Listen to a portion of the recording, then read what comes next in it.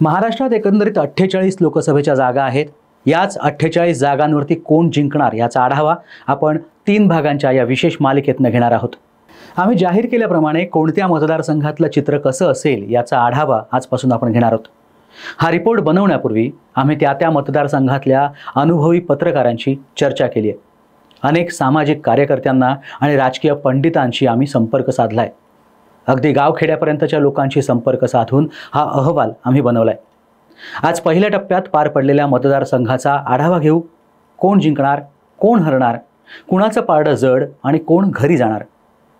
असे रिपोर्ट अनेकांनी बनवले असतील, पण आमच्या रिपोर्टची एक खासियत आहे आणि ती म्हणजे किती मतं मिळवलेला उमेदवार निवडून येऊ शकतो आणि त्या उमेदवाराच्या विधानसभा मतदारसंघात किती मतदान झालं। अशा पद्धतीने तुम्हालाही तुमचा पुढचा खासदार कोण असेल याचा किमान 95% अंदाज येईल। नमस्कार, मी दिलीप। घेऊन टाक या आपल्या YouTube चॅनलमध्ये आपल्या सगळ्यांचं स्वागत। सुरुवात करूया पहिल्या टप्प्यात मतदान पार पडलेल्या रामटेक या मतदारसंघापासून। या मतदारसंघात शिवसेना शिंदे गट आणि काँग्रेस यांच्यात थेट लढत आहे, त्यामुळे इथला विजयी उमेदवार कोण याचा आपल्याला मोठ्या प्रमाणात अंदाज येईल। इथे काँग्रेसचे श्यामकुमार बर्वे आणि शिवसेनेचे राजू पारवे यांच्यात लढत होते। काँग्रेसच्या रश्मी बर्वे यांना इथून काँग्रेसने आधी तिकीट दिलं होतं, पण त्यांचं जात प्रमाणपत्र न्यायालयाने रद्द केलं आणि त्यामुळे त्यांचा उमेदवारी अर्ज त्यांना भरता आला नाही। रश्मी बर्वे यांना हा धोका असल्याचं पाहून काँग्रेसने त्यांचे पती श्यामकुमार बर्वे यांनाही उमेदवारी अर्ज भरायला सांगितलं होतं आणि झालंही तसंच। रश्मी बर्वे यांना अर्ज मागे घ्यावा लागला आणि श्यामकुमार बर्वे हे निवडणुकीच्या रिंगणात उतरले। या मतदारसंघात एकूण 20,49,185 मतदान होते आणि मतदान झालं 61%, म्हणजेच साधारणपणे 12,49,864 मतदारांनी इथे मतदान केलंय। मागच्या निवडणुकीत म्हणजेच 2019 साली इथे 65% मतदान झालं होतं आणि विजयी उमेदवार आणि दुसऱ्या क्रमांकाच्या उमेदवारात तब्बल 15% मतांचं अंतर होतं। मागच्या वेळी एकसंघ शिवसेनेचे कृपाल त्रुमणे हे 50% मतं घेऊन निवडून आले होते।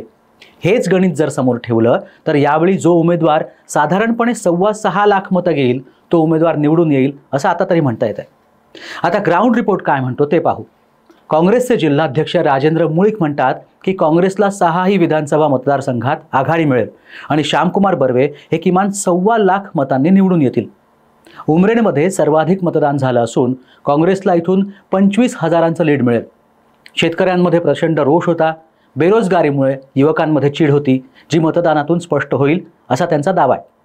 भाजपचे आमदार असलेल्या हिंगणा आणि कामठी या मतदारसंघात कमी मतदान झालंय, त्याचा फटका महायुतीच्या उमेदवाराला बसू शकतो। आमदार सुधाकर कोहळे म्हणाले की शिंदे सेनेच्या कार्यकर्त्यांनी प्रचंड परिश्रम घेतले। 6 मतदारसंघ हे महायुतीच्या बाजूने असल्यामुळे राजू पारवे हे किमान 2 लाख मतांनी जिंकून येतील असा त्यांचा दावा आहे। थोडक्यात काय तर या मतदारसंघात महायुतीचं किंवा शिंदे सेनेच्या राजू पारवेंचं पारडं चांगलं जड पाहायला मिळतंय। त्याला अजून एक सबळ कारण आहे। पंतप्रधान नरेंद्र मोदी यांचे हात बळकट करण्याचा मतदारांमध्ये गेलेला संदेश आणि महिला वर्गाने उत्साहाने केलेलं मतदान यामुळेही राजू पारवे यांच्या जिंकण्याची शक्यता अधिक आहे। नागपूर मतदारसंघ इथली तर बातच न्यारी आहे। इथे तर नितीन गडकरींना कोणीही हरवू शकत नाही अशी गत आहे। नागपुरात एकूण 22,23,262 मतदार होते। यापैकी 12,02,962 मतदारांनी मतदान केलं। यावेळी या मतदारसंघात महिलांच्या मतदानाच्या टक्केवारीत थोडीशी घट दिसून आली। 2 वेळचे खासदार नितीन गडकरी यांना काँग्रेसचे विकास ठाकरे यांनी आव्हान दिलंय। ते नागपूर पश्चिमचे आमदार आहेत। त्यांच्याच विधानसभा मतदारसंघात 53.71% मतदान झालं। मागच्या निवडणुकीच्या तुलनेत या मतदारसंघात 9,461 मतांनी मतदान कमी झालंय। या तुटीचा त्यांना फटका बसू शकतो। नागपूर दक्षिण पश्चिम मतदारसंघाचं नेतृत्व स्वतः देवेंद्र फडणवीस करतात, त्यामुळे या मतदारसंघातून कोण निवडून येणार हे सांगायला भविष्य सांगण्याची गरज नाहीये। विषय आहे तो फक्त नितीन गडकरी किती मतांच्या फरकाने निवडून येणार। मागच्या निवडणुकीत त्यांनी 55.86% मतं घेतली होती, तर विरोधी पक्षातल्या काँग्रेसच्या नाना पटोले यांनी सुमारे 37% मतं घेतली होती। गडकरी हे तब्बल 2,84,239 मतांनी निवडून आले होते। यावेळी ते मताधिक्याचा हा विक्रम मोडणार का इतकाच प्रश्न आहे। राज्यातल्या महत्त्वाच्या लढतींपैकी एक असलेल्या चंद्रपूर मतदारसंघात राज्याचे सांस्कृतिक मंत्री सुधीर मुनगंटीवार आणि थेट काँग्रेसच्या प्रतिभा धानोरकर यांच्यात लढत होती। चंद्रपूर मतदारसंघात 2009 साली भाजपचे हंसराज अहिर निवडून आले होते. त्यांनी काँग्रेसचे नरेश पुगलिया यांचा पराभव केला होता. 2014 साली मोदींच्या लाटेत हंसराज अहिर यांनी काँग्रेसचे संजय देवताळे यांचा पराभव केला होता. नरेंद्र मोदींच्या पहिल्या टर्ममध्ये अहिर यांना राज्यमंत्रीपदही देण्यात आलं होतं.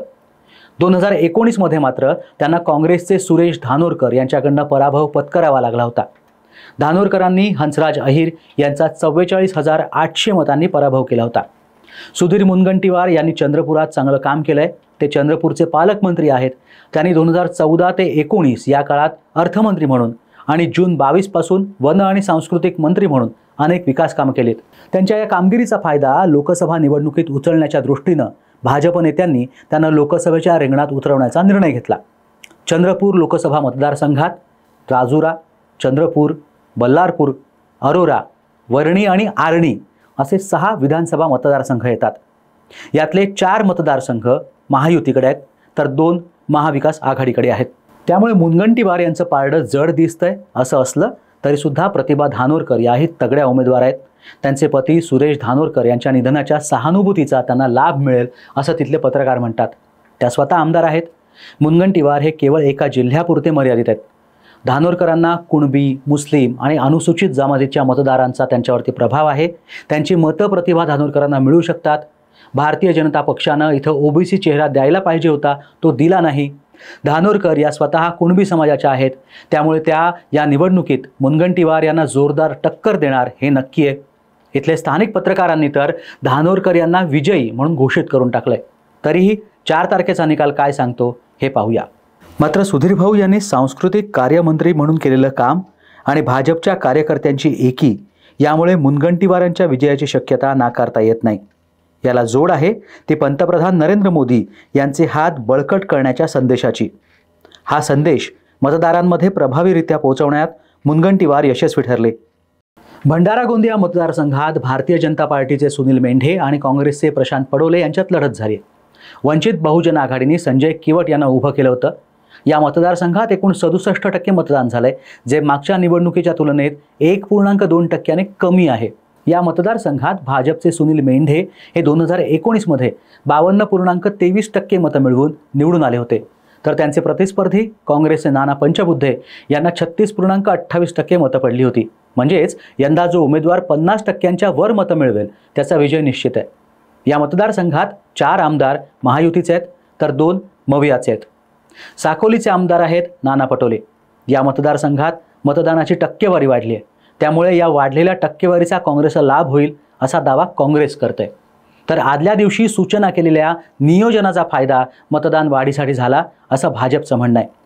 सुनील मेंढे हे विद्यमान खासदार आहेत. खरं तर या मतदारसंघात काँग्रेस आणि भाजपची ताकद समसमान आहे. गेल्या 2 निवडणुकीत काँग्रेसचा 1 वेळा, राष्ट्रवादीचा एकदा आणि एकदा भाजपचा म्हणजे सुनील मेंढे निवडून आलेले आहेत. यंदा माजी खासदार प्रफुल्ल पटेल हे महायुतीत आहेत. त्यामुळे त्यांची ताकद मेंढे यांच्या पाठीशी आहे. शिवाय या मतदारसंघात अमित शहा यांची सुद्धा सभा झाली होती, हे सुद्धा आपल्याला आठवत असेल. इथं मोदी फॅक्टर म्हणा किंवा मोदी मॅजिक म्हणा पाहायला मिळतंय. तसंच इथल्या महिला वर्गाचाही मोदींना पाठिंबा होता असंच चित्र पाहायला मिळालं. आता विदर्भातल्या गडचिरोली चिमूरमध्ये जाऊया. तिथे भाजपचे अशोक नेते आणि काँग्रेसचे नामदेव किरसन यांच्यात थेट लढत आहे. किरसन हे राजपत्रित अधिकारी होते आणि 18 वर्षांच्या शासकीय सेवेनंतर ते राजकारणात उतरले. अशोक नेते 2 वेळा खासदार असून 3ऱ्यांदा ते निवडणुकीच्या रिंगणात आहेत. 2ही वेळा त्यांनी काँग्रेसचे नामदेव उसंडी यांचा पराभव करून संसदेत प्रवेश केलाय. त्यामुळे इथे परंपरागत भाजप विरुद्ध काँग्रेस अशीच लढत पाहायला मिळते असं म्हणायला हरकत नाही. या मतदारसंघात 4 विधानसभा मतदारसंघ महायुतीकडे तर 2 महाविकास आघाडीकडे आहेत. त्यामुळे इथलं पारडं भाजपच्या दिशेने झुकलंय यात शंका नाही. मात्र इथे काँग्रेसचे किरसन यांचं पारडं जड असल्याचं मत जय महाराष्ट्र वाहिनीचे ज्येष्ठ पत्रकार अनवर शेख यांनी व्यक्त केलंय. नेते यांनी निवडून आल्यानंतर मतदारांशी संपर्क ठेवला नाही आणि त्यांच्या एकूणच कामगिरीवर जनता नाराज आहे. त्यामुळे नेते हे 2 वेळा खासदार असले तरी सुद्धा यंदा चुरशीच्या लढतीचा सामना त्यांना करावा लागणार असं मतही त्यांनी व्यक्त केलंय. असं असलं तरी भारतीय जनता पार्टीचं बूथ मॅनेजमेंट काँग्रेसपेक्षा नक्कीच चांगलं होतं.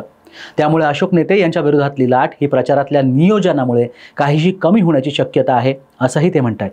त्यामुळे या मतदारसंघात नेमका कोण खासदार म्हणून निवडून येईल हे 4 जूनला स्पष्ट होईल असंही त्यांचं म्हणणं आहे. दुसऱ्या टप्प्यात राज्यातल्या 8 मतदारसंघांचा समावेश होता. आपण सुरुवात करूया विदर्भातल्या बुलढाणा मतदारसंघातून.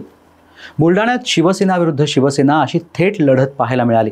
पण यातल्या विजयी उमेदवाराचं भवितव्य हे एका अपक्ष उमेदवाराच्या कामगिरीवर टिकून आहे. इथून महायुतीचे म्हणजेच शिंदेंच्या शिवसेनेचे प्रतापराव जाधव आणि ठाकरे गटाचे नरेंद्र खेडेकर यांच्यात थेट लढत आहे. 3 वेळा आमदार राहिलेले शिंदेंच्या शिवसेनेचे प्रतापराव जाधव हे चौथ्यांदा लोकसभेच्या निवडणुकीच्या रिंगणात आहेत. पण त्यांची ही उमेदवारी उशिरा जाहीर झाल्यामुळे त्यांना प्रचारात थोडीशी अडचण सहन करावी लागली. निवडणूक तंत्र, रणनीती आखण्याचं कौशल्य या त्यांच्या जमेच्या बाजू आहेत. मात्र मतदारांची नाराजी, मतदारसंघाचा न झालेला विकास, जनसंपर्काचा अभाव आणि सगळ्यात महत्त्वाचं म्हणजे भाजपची नाराजी आदी बाबींचा त्यांना फटका बसण्याची शक्यता आहे. ही बाब लक्षात आल्यानंतर जाधव यांनी सगळ्यात आधी भाजप नेत्यांची नाराजी दूर करण्याचा प्रयत्न केला. सगळ्या घटक पक्षांना एकत्र आणलं, त्यांना रसद पुरवली. त्याचं प्रतिबिंब अर्ज भरताना केलेल्या शक्ती प्रदर्शनातूनच दिसून आलं.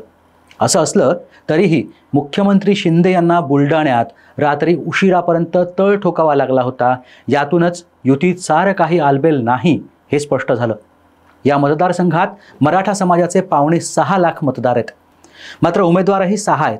मराठा समाजाच्या मतांचं विभाजन होणार हे लक्षात आल्यानंतर जाधव यांनी इतर समाजाच्या मतांकडे आपला रोख वळवला. ठाकरे गटानं कट्टर शिवसैनिक नरेंद्र खेडेकर यांना प्रतापराव जाधव यांच्या विरोधात रिंगणात उतरवलं. शिवसेनेचं एकगठ्ठा मतदान, उद्धव ठाकरे आणि शरद पवारांच्या बाबतीत असलेली सहानुभूती आणि जाधव यांची नाराज करणारी कामगिरी आणि मुस्लिम समाजाचा महाविकास आघाडीला पाठिंबा या खेडेकर यांच्या जमेच्या बाजू आहेत. मात्र प्रचार यंत्रणेतल्या समन्वयाचा अभाव, काँग्रेसने प्रचारात दाखवलेली अनास्था आणि वंचित बहुजन आघाडीला सोबत घेतलं नाही यामुळे नाराज झालेली आंबेडकरी जनता या बाबी खेडेकर यांना अडचणीच्या ठरू शकतात. विकासाच्या मानांकावर हा जिल्हा मागास असला तरीही शिंदे गट आणि ठाकरे गटानं आपली सगळी शक्ती या मतदारसंघात पणाला लावल्याचं दिसून आलं. या लोकसभा मतदारसंघातले 6च्या 6 विधानसभा मतदारसंघ हे महायुतीच्या बाजूने आहेत. इतकंच नाही तर मागच्या म्हणजेच 2019च्या निवडणुकीत शिंदे गटाच्या जाधवांनी ज्या राजेंद्र शिंगणेंचा पराभव केला होता ते आता अजित पवारांच्या गटात आहेत. त्यामुळे राष्ट्रवादीची रसदही प्रतापराव जाधवांच्या बाजूने आहे. जाधवांसाठी चित्र थोडंफार अनुकूल असलं तरीही रविकांत तुपकर या अपक्ष उमेदवाराची कामगिरी मात्र दुर्लक्षून चालणार नाही. तुपकर हा युवा शेतकरी नेता आहे. उद्धव सेनेनं त्यांना तिकीट द्यावं असा आग्रह शरद पवार यांनी उद्धव ठाकरेंकडे धरला होता. पण उद्धव ठाकरे यांनी शिवसैनिकालाच संधी देण्याचा निर्णय घेतल्यामुळे खेडेकर यांना तिकीट देण्यात आलं. त्यामुळे नाराज झालेले रविकांत तुपकर अपक्ष म्हणून उभे राहिले. तुपकर हे आक्रमक शेतकरी नेते आहेत. त्यांनी शेतकऱ्यांसाठी मोठं आंदोलन उभं केलं. पश्चिम महाराष्ट्रात जसा उसाला दर मिळतो तसा सोयाबीनसाठी मिळावा यासाठी त्यांनी जोरदार आंदोलन केलं होतं. खरं तर बुलढाणा मतदारसंघाचा शेतकरी हा मतदार मोठा आधार आहे. त्यामुळे शेतकरी वर्ग मोठ्या प्रमाणात तुपकर यांच्या पाठीशी असल्यामुळे शिवसेनेच्या दोन्ही गटांच्या उमेदवारांना शेतकऱ्यांची किती मदत मिळते यावरती या मतदारसंघाचा निकाल अवलंबून आहे. विकासाच्या मानांकावर हा जिल्हा मागास असला तरीही शिंदे गट आणि ठाकरे गटानं आपली सगळी शक्ती या मतदारसंघात पणाला लावल्याचं दिसून आलंय. या लोकसभा मतदारसंघातले 6च्या 6 विधानसभा मतदारसंघ हे महायुतीच्या बाजूने आहेत. इतकंच नाही तर मागच्या म्हणजेच 2019च्या निवडणुकीत शिंदे गटाच्या जाधवांनी ज्या राजेंद्र शिंगणेंचा पराभव केला होता ते आता अजित पवारांच्या गटात आहेत. इथली लढत ही तिरंगी असली तरी विजय मात्र शिवसेनेच्या एका गटाच्या उमेदवाराचाच होणार हे नक्की आहे. त्यातही 4 वेळा खासदार राहिलेले प्रतापराव जाधव यांच्या बाजूने मराठा समाजाने केलेलं मतदान आणि पंतप्रधान नरेंद्र मोदी यांच्या अब की बार 400 पार या घोषणेला मिळालेला पाठिंबा यामुळे प्रतापराव जाधव यांच्या विजयाची शक्यता सुद्धा नाकारता येत नाही. आता पाहूया अकोला मतदारसंघाचा कौल. या मतदारसंघात सरासरी 69.71% मतदार झालं. एकूण मतदारांपैकी 11,68,366 मतदारांनी मतदान केलं. अकोल्यात महायुतीचे म्हणजेच भाजपचे अनुप धोत्रे आणि काँग्रेसचे डॉक्टर अभय पाटील यांच्यात लढत असली तरीही वंचितचे प्रकाश आंबेडकर यांचाही चांगलाच प्रभाव आहे. त्यामुळे इथली लढत तिरंगी स्वरूपाची झाली असं म्हणता येईल. अनुप धोत्रे आणि डॉक्टर पाटील दोघेही मराठा समाजाचे आहेत. त्यामुळे या समाजाची मतं विभागली गेलीत. धोत्रे यांच्या विरोधात रिसोड, अकोट या मतदारसंघात प्रचंड नाराजी आहे. त्याचा फटका त्यांना बसण्याची शक्यता आहे. अभय पाटील हे नामवंत शल्यचिकित्सक असल्यामुळे तसंच त्यांचं कामही चांगलं असल्यामुळे मुस्लिम समाजाची तसंच अनुसूचित जातींची मतंही त्यांना मोठ्या प्रमाणात पडल्याचं दिसून आलं। तसंच भाजपमध्ये रणजित पाटील हे धोत्रे यांचे मोठे विरोधक असल्यामुळे त्यांनी त्यांच्या विरोधात काम केल्याचं दिसून आलं, असं मत ज्येष्ठ पत्रकार गजानन गवई यांनी केलंय। तिकडे प्रकाश आंबेडकर यांनीही चांगला प्रचार केलाय। त्यांनाही इतर जातींच्या विशेषतः अनुसूचित जातीच्या आणि ओबीसी समाजाच्या मतदारांचा चांगला पाठिंबा मिळालाय। विशेषतः माळी समाजाने त्यांना चांगला पाठिंबा दिलाय। बाळासाहेब आंबेडकर हे या मतदारसंघातून एकूण 11 वेळा निवडणूक लढलेत, त्यापैकी 2 वेळा ते विजयी झालेत तर 9 वेळा त्यांना पराभव पत्करावा लागलाय। त्यामुळे ते मतांचं विभाजन करण्यासाठी तसंच भारतीय जनता पार्टीच्या उमेदवाराला मदत करण्यासाठी निवडणूक लढवतात अशीही त्यांची प्रतिमा निर्माण झाल्यानं त्यांना आंबेडकरी अनुयायांचा पूर्ण पाठिंबा मिळालेला नाही। मात्र प्रकाश आंबेडकरांनी माळी आणि धनगर समाजावर लक्ष केंद्रित केल्यामुळे त्यांनी प्रस्थापित पक्षाच्या दोन्ही उमेदवारांसमोर तगडं आव्हान उभं केलंय। भाजपचे उमेदवार अनुप धोत्रेंचे वडील संजय धोत्रे 4 वेळा खासदार होते। ते आजारी असल्यामुळे भाजपनं नवख्या अनुप धोत्रे यांना उमेदवारी दिली आहे। अनुप धोत्रे यांनी आयुष्यात एकही निवडणूक लढलेली नाही। साध्या सरपंच पदाची निवडणूक सुद्धा त्यांनी लढलेली नाही आणि पक्षानं थेट त्यांना खासदारकीचं तिकीट दिलं, यामुळे भाजपचेच कार्यकर्ते नाराज आहेत। अनुप धोत्रेंचे वडील 4 टर्म खासदार होते। त्यांच्या दुसऱ्या टर्ममध्ये ते देशाचे शिक्षण राज्यमंत्री होते, तरीही ते त्यांच्या शहरात कोणताही विकास करू शकले नाहीत। एकही नवीन उद्योग आला नाही। त्यामुळे त्यांच्या 4 टर्मच्या अँटी इन्कम्बन्सी फॅक्टरचा अनुप धोत्रे यांना फटका बसण्याची शक्यता आहे। शिवाय भाजपचे माजी मंत्री रणजित पाटील यांनीही धोत्रे यांच्यासाठी फारसा प्रचार केला नाही। 4 वेळा धोत्रे कुटुंबाला खासदारकी मिळाली। अनुप धोत्रे पुन्हा खासदार झाले तर इतर कार्यकर्त्यांना कधी संधी मिळणार, या विचाराने भाजपच्या कार्यकर्त्यांनीही प्रचारात फारसा रस दाखवला नाही। वरिष्ठ उमेदवार दिला असता तर भाजपची संधी वाढली असती, असं भाजपच्या कार्यकर्त्यांचं म्हणणं आहे। इथनं काँग्रेस यापूर्वी हिदायत पटेल यांना उमेदवारी द्यायची, त्यामुळे हिंदू मतं धोत्रे यांच्या पारड्यात पडायची आणि संजय धोत्रे निवडून यायचे। हा प्रकार टाळण्यासाठी काँग्रेसनं स्वच्छ प्रतिमेचे डॉक्टर अभय पाटील यांना उमेदवारी देऊन भाजपसमोर तगडं आव्हान उभं केलंय। पाटील यांनीही सोशल इंजिनिअरिंगचा आधार घेऊन ओबीसी समाजामध्ये चांगला प्रचार केला। 6 विधानसभा मतदारसंघांपैकी 4 इथे महायुतीकडे आहेत आणि तिथे चांगलं मतदान झालंय, त्याचा लाभ धोत्रे यांना होण्याची शक्यता आहे। प्रकाश आंबेडकरांनी यावेळी बऱ्यापैकी सोशल इंजिनिअरिंग घडवलंय। माळी धनगर यांचा चांगला संपर्क केलाय। तिन्ही उमेदवार तुल्यबळ ठरलेत, पण धोत्रे यांचं पारडं थोडंसं जड आहे, कारण विधानसभा निवडणुकीत तिकीट पाहिजे असेल तर धोत्रेंना लीड देण्याचा फतवा महायुतीने काढलाय, त्यामुळेच धोत्रे यांचं पारडं जड मानलं जात आहे। पब्लिक परसेप्शनचा विचार केला तर डॉक्टर पाटील यांचं पारडं जड आहे, कारण ते स्वच्छ चारित्र्याचे आहेत। मतांचं विभाजन यावेळी टळलं आणि मुस्लिम मतांचा परिणाम झाला जर काँग्रेस अभय पाटील निवडून येण्याची शक्यता आहे। यापूर्वी संजय धोत्रे हे लाखांच्या मताधिक्याने निवडून यायचे, आता मात्र तशी परिस्थिती नाही आहे। तिरंगी लढत असल्यामुळे जो उमेदवार निवडून येईल तो अगदी 20 ते 25 हजारच्या लीडने निवडून येईल।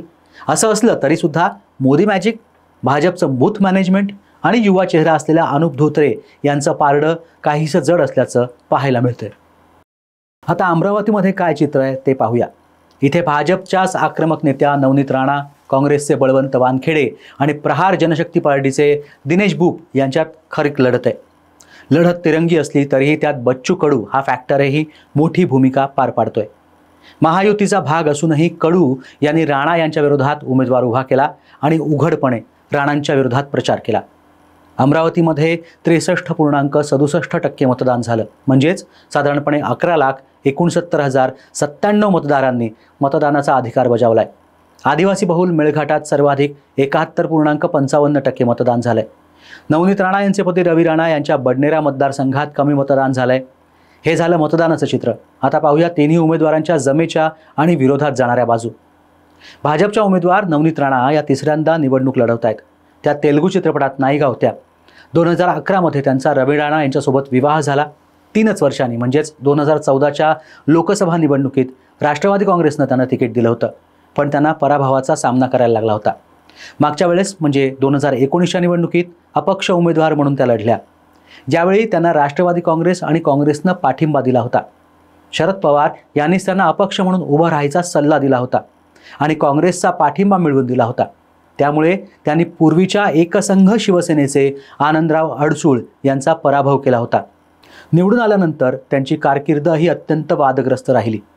महाविकास आघाडी स्थापन झाल्यानंतर त्यांनी उघडपणे भारतीय जनता पार्टीला पाठिंबा दिला आणि उद्धव ठाकरेंना विरोध केला. मातोश्री समोर हनुमान चालिसा वाचण्याच्या प्रकरणात त्यांना तुरुंगातही जायला लागलं होतं.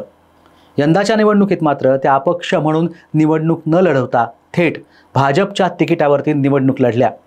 आश्चर्य म्हणजे त्यांनी भारतीय जनता पार्टीत अधिकृतरित्या प्रवेश करण्यापूर्वीच पक्षानं त्यांची उमेदवारी जाहीर केली होती. पक्षाच्या या निर्णयामुळे भाजपचे स्थानिक कार्यकर्ते नाराज झाले. शिवाय एकनाथ शिंदे गटाचे कार्यकर्ते आणि बच्चू कडूही नाराज झाले. 2019 पूर्वीच्या शिवसेना भाजप युतीमध्ये जागा वाटपात असलेली अमरावतीची जागा नेहमीच शिवसेना लढत आली. त्यामुळे यंदाही आनंदराव अडसूळ यांनी आपला दावा ठोकला होता. अडसूळ हे आता शिंदे सेनेत असले तरीही त्यांना ही जागा शिंदे गटानेच लढवावी असा आग्रह धरला होता. मात्र जागा वाटपात भाजपनं बाजी मारली आणि नवनीत कौर राणा यांना तिकीट दिलं. भारतीय जनता पार्टीच्या नेत्यांचा विरोध डावलून राणा यांना तिकीट देण्यात आल्यामुळे प्रचारात त्यांना मोठा फटका बसलाय. अजित पवार गटाचे संजय कोडगे, माजी खासदार आनंदराव अडसूळ, भाजपचे विधान परिषद आमदार श्रीकांत भारतीय यांचे भाऊ तुषार भारतीय यांनी तर राणा यांच्या विरोधात उघडपणे भूमिका घेतली आणि प्रचारच केला नाही. असं असलं तरी कट्टर हिंदू आणि ओबीसी मतदारांनी आणि महिला मतदारांनी राणा यांना चांगलंच मतदान केल्याचं दिसून आलं. त्यासोबतच इथं मोदी आणि महिला राज फॅक्टर नवनीत राणांच्या मतांमध्ये भर घालतंय असं चित्र काहीसं इथे पाहायला मिळालंय. आता जाऊया हिंगोलीत. इथं शिवसेना विरुद्ध शिवसेना अशी लढत झाली. ती म्हणजे उद्धव ठाकरेंच्या नागेश अष्टीकर आणि शिंदे सेनेच्या बाबूराव कदम कोहळीकर यांच्यामध्ये. खासदार संजय देशमुख यांना शिंदेंच्या शिवसेनेनं उमेदवारी नाकारली आणि कोहळीकर यांना दिली. असं असलं तरीही इथे आणखीन एक महत्त्वाचा फॅक्टर पाहायला मिळतोय, तो वंचितच्या रूपात. इथं कट्टर शिवसैनिक अशी ओळख असलेल्या डॉक्टर बी.डी. चव्हाण यांना यंदा वंचितनं उमेदवारी जाहीर केली. तळागाळातल्या या कार्यकर्त्याला उमेदवारी मिळाल्याने खास करून इथल्या किनवट आणि परिसरात बंजारा समाजाचा पाटील यांना मोठा पाठिंबा मतांच्या रूपात लाभेल असं इथले स्थानिक पत्रकार सांगतात. चव्हाण यांना साधारणपणे 1.5 लाख मतं मिळू शकतात असा इथल्या पत्रकारांचा अंदाज आहे. या मतदारसंघात एकूण 18 लाख मतदार आहेत. यंदा इथं 63% मतदानाची आकडेवारी नोंदली गेली आहे. म्हणजेच साधारणपणे 12 लाख मतदारांनी आपल्या मतदानाचा हक्क नोंदवला असं आपण गृहीत धरू. स्थानिक पत्रकारांच्या म्हणण्याप्रमाणे हिंगोली हा कायम शिवसेनेचा बालेकिल्ला म्हणून पाहिला गेलाय. अशात उद्धव ठाकरेंना मुस्लिम समाजाचा मोठा पाठिंबा आहे. सहानुभूती इथं उद्धव ठाकरेंना मिळेल असा इथला होरा आहे. त्यामुळे इथं उद्धव ठाकरेंच्या नागेश अष्टीकर यांची हवा असल्याचं हे पत्रकार सांगतात. त्या तुलनेत कोहळीकर हा सर्वसामान्य कार्यकर्ता असून शिंदे सेनेत गेल्यानंतर त्यांना इथल्या जिल्हा प्रमुख पदाची जबाबदारी सोपवण्यात आली होती. गेल्या वेळेचे खासदार हेमंत पाटील यांचं तिकीट इथे आयत्या वेळेस कापण्यात आलं होतं. हेमंत पाटील सर्वसामान्य परिवारातून आले होते. आपल्या परिश्रमाच्या जोरावर त्यांनी इथं आपल्या कार्यकर्त्यांची फौज उभी केली होती. मात्र या मतदारसंघावरती भाजपचा डोळा असल्यानं त्यांचं तिकीट कापलं गेल्याचं खाजगीत सांगण्यात येत आहे आणि त्याचा रागसुद्धा इथल्या मतदाराच्या मनात आहे. मात्र महत्त्वाची गोष्ट म्हणजे हेमंत पाटील यांचा पाठिंबा कोहळीकरांना असल्याचं सांगितलं जात आहे. ग्राफिक्सच्या माध्यमातून इथल्या कोणत्या मतदारसंघात किती मतदान झालंय हे सुद्धा पाहूयात. इथल्या वसमत विधानसभा मतदारसंघामध्ये 62.54% मतदान झालंय. हदगावमध्ये 65.53%, कळमनुरी 63.60%, हिंगोलीत 59.92%, किनवट 65.86% आणि उमरखेड विधानसभा मतदारसंघात 64.37% मतदान झालंय. इथं महायुतीचा प्रभाव जास्त पाहायला मिळतो. इथल्या 6 विधानसभा मतदारसंघांपैकी 4 महायुती तर 2 मवियाकडे असल्याचं आत्ताचं चित्र आहे. आता जाऊया वर्धा लोकसभा मतदारसंघात. इथे यंदाची निवडणूक 2 मुद्द्यांवर लढली गेली. एक म्हणजे जातीच्या मुद्द्यावर. जातीच्या मुद्द्यावर राजकारण चालतं हे संपूर्ण देश पाहतो. मात्र इथे दुसरा मुद्दा महत्त्वाचा ठरणार असल्याचं चित्र पाहायला मिळतंय. हा मुद्दा म्हणजे एक उमेदवार इथल्या मतदाता नाराज असल्याने त्याचा फायदा दुसऱ्याला मिळणार आहे. ऐकून थोडंसं विचित्र वाटेल किंवा आश्चर्य वाटेल. इथं रामदास तडस भाजपतर्फे 3ऱ्यांदा उभे आहेत, तर शरद पवारांची तुतारी यंदा अमर काळे यांच्या खांद्यावरती असणार आहे. रामदास तडस गेली 2 टर्म इथले खासदार आहेत. मात्र मतदारसंघात खासदार गेल्या 10 वर्षांपासून पाहायलाच मिळाला नाही, अशी इथं ओरड पाहायला मिळते. भाजपबाबत काहीशी निराशा इथला बळीराजा सुद्धा व्यक्त करतोय. 2014 साली भाजपनं शेतकऱ्यांना त्यांचे प्रश्न सोडवणार असं आश्वासन दिलं होतं. मात्र ती मागणी किंवा ते स्वप्न शेतकऱ्यांचं पूर्ण झालेलं नाही आहे. यंदाच्या मोसमातही भाजप सरकारनं टॅक्स वाढवल्याचं शेतकरी सांगतोय. 2014 साली रामदास तडस यांना 2,14,000 मतं मिळाली होती. 2019 साली रामदास तडस यांची मतं घटली आणि ते 1,87,000 मतांनी जिंकून आले होते. बहुजनांचा मोठा फॅक्टरही इथे तुतारीला मदत करू शकतो असं सांगितलं जात आहे. ही मतं वंचितकडे वळली होती. यंदा मात्र वंचितनं हाच बहुजन पाठ फिरू शकतो आणि जवळपास ही 60,000 मतं अमर काळे यांना मिळू शकतात, असंही इथल्या स्थानिक पत्रकारांचं म्हणणं आहे. एक नजर टाकूया इथल्या विधानसभा क्षेत्रात कुठे किती टक्के मतदान झालं यावरती. धामणगाव 67.71%, मोर्शी 65.1%, वर्धा 62.53%, आर्वीतलं मतदान झालेलं आहे ते 68.98% इतकं. देवळीचं मतदान झालेलं आहे ते 65.61% इतकं. तर तिथेच हिंगणघाटचं मतदान जर का आपण पाहिलं तर ती टक्केवारी 65.91च्या घरात जाते. इथल्या 4 मतदान क्षेत्रात म्हणजेच हिंगणघाट, वर्धा, आर्वी आणि धामणगाव इथं कमळ फुललंय. एका जागेवर म्हणजेच देवळीत काँग्रेस आहे, तर एका जागेवरती म्हणजेच मोर्शीत इथं अपक्ष उमेदवार आहेत, मात्र ते अजित पवार गट समर्थक आहेत. एकंदरीत इथली निवडणूक यंदा कुणबी तेली या जातीभोवती खेळलं गेल्याचं चित्र आहे. इथं चुरशीची लढत पाहायला मिळत असली तरीही भाजपचे रामदास तडस हे इथून निवडून येतील असं चित्र आहे. आता पाहूया बहुचर्चित यवतमाळ वाशिम मतदारसंघाचा रिपोर्ट. शिंदेंची शिवसेना विरुद्ध उद्धव ठाकरेंची सेना अशी थेट लढत असणारा हा मतदारसंघ. इथून मागच्या वेळी शिवसेनेच्या भावना गवळी खासदार म्हणून निवडून आल्या होत्या, पण यंदा भाजपच्या टोकाच्या विरोधामुळे त्यांना तिकीट नाकारण्यात आलं आणि राजश्री पाटील यांच्या गळ्यात ही उमेदवारीची माळ पडली. राजश्री पाटील या आधीपासूनच सामाजिक कार्यात सक्रिय आहेत. इतकंच नाही तर त्या उत्कृष्ट वक्त्याही आहेत. या मतदारसंघातले 6ही विधानसभा मतदारसंघ हे महायुतीच्या ताब्यात आहेत, त्यामुळे राजश्री पाटील यांना त्याचा लाभ झाल्याचं दिसून येत आहे. शिवाय शिंदे सेनेचे मंत्री संजय राठोड आणि भाजपचे आमदार मदन येरावर यांनी राजश्री पाटील यांच्यासाठी जोरात काम केल्याचं दिसून आलं. या राजश्री पाटील यांच्या जमेच्या बाजू आहेत, मात्र त्यांची उमेदवारी ही खूप उशिरा जाहीर झाल्यामुळं त्यांना प्रचारात आघाडी मिळवता आली नाही. शिवाय त्यांचं फक्त या मतदारसंघात माहेर आहे, ग्राउंडवर त्यांचं काम कमी आहे. त्यात भर म्हणजे त्यांच्याच विधानसभा मतदारसंघात यंदा मतदान कमी झालंय. इथे माजी खासदार भावना गवळी या स्ट्रॉंग उमेदवार होत्या, त्या शिंदे सेनेत गेल्या, पण इथनं उमेदवारी मिळेल असं त्यांना वाटलं होतं. मात्र पुन्हा एकदा भाजपच्या टोकाच्या विरोधामुळे त्यांचं तिकीट कट झालं. त्यामुळे शिंदे सेनेनं राजश्री पाटील यांना तिकीट दिलं, उद्धव सेनेनं संजय देशमुख यांना तिकीट दिलं. ते उद्धव ठाकरेंच्या मतदारसंघात राज्यमंत्री होते. देशमुखांची उमेदवारी सगळ्यात आधी जाहीर झाल्यामुळे त्यांचे प्रचाराचे 4 राऊंड झाले, तरीसुद्धा राजश्री पाटील यांची उमेदवारी काही जाहीर झालेली नव्हती.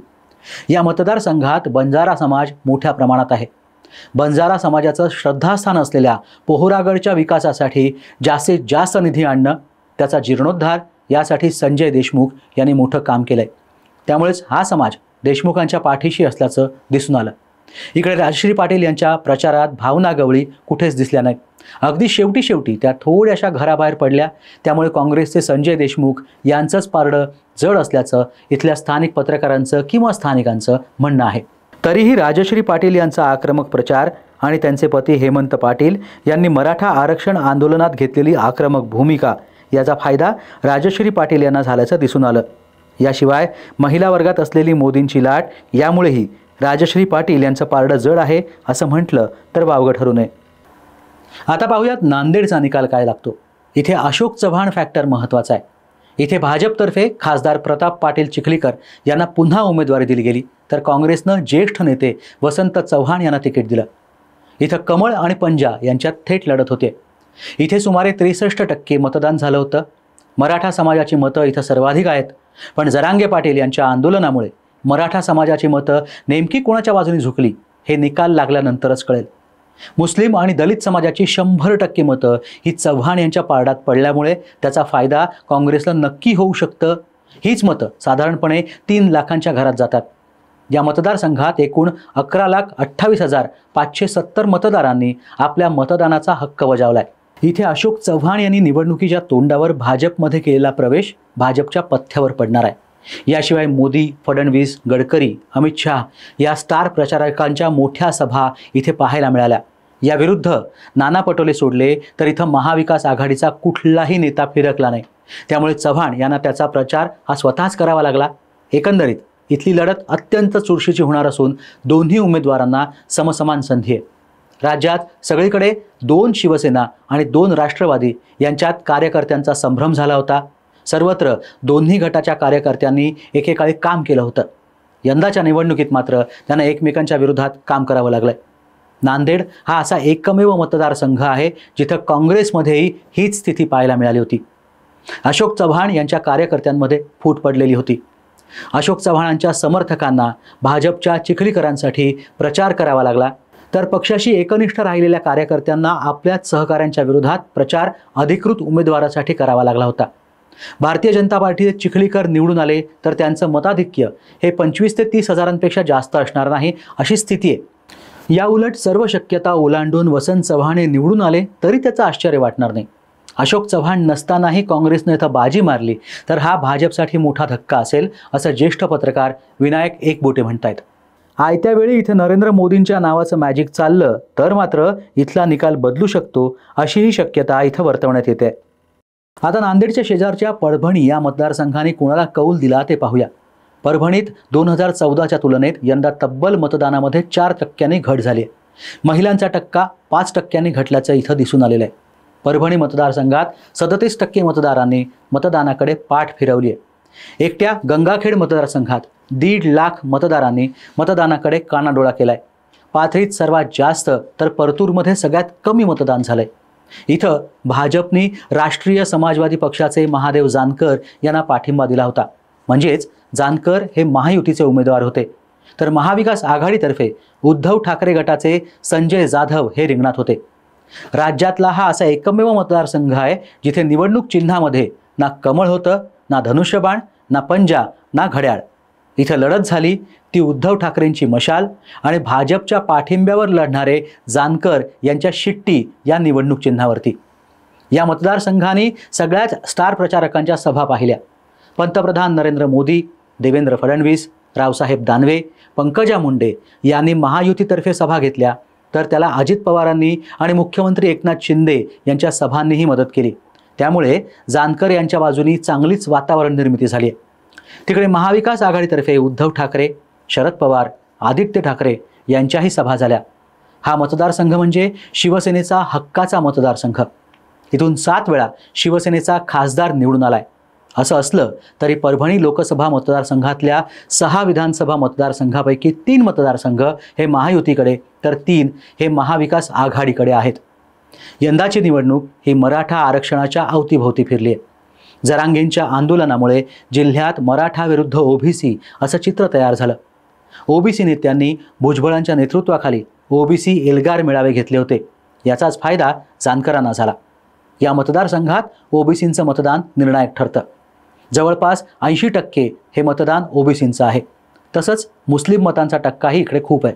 त्यामुळेच महायुतीच्या महादेव जानकरांना ओबीसी मतांचा फायदा होताना दिसतोय. दुसरीकडे उद्धव ठाकरे गटाच्या संजय जाधव यांच्या बाजूने शरद पवारांची राष्ट्रवादी आणि काँग्रेसनं सुद्धा चांगला प्रचार केलाय. मुस्लिमांचं एक गठ्ठा मतदान आणि शिवसेनेची पारंपरिक मतं याच्या जोरावर संजय जाधव यांनीही जानकरांना चांगली लढत दिल्याचं पाहायला मिळालं. असं असलं तरी भाजपनं जानकरांना पाठिंबा देण्याचा डाव टाकल्यामुळे एकट्या ओबीसींच्या मताच्या जोरावरती जानकर हे अटीतटीच्या लढतीत निवडून येण्याची शक्यता आहे. अर्थात त्याचं मार्जिन मात्र फार काही असणार नाही आहे. ते काही हजारांचं असण्याची शक्यता वर्तवण्यात येते. हा झाला पहिला भाग.